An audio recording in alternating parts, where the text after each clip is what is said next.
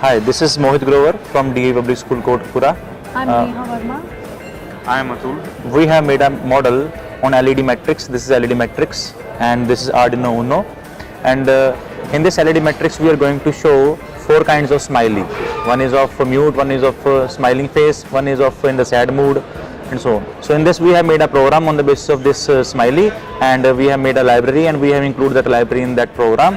When we will run this program, so in this Arduino will have a storage memory over here. This will store that program, and when we will give some output, 5-volt input to it, that will show the smiley on the LED screen. I am going to show because already we have compiled the program and uploaded the program in this Arduino. Now let us see how this will work.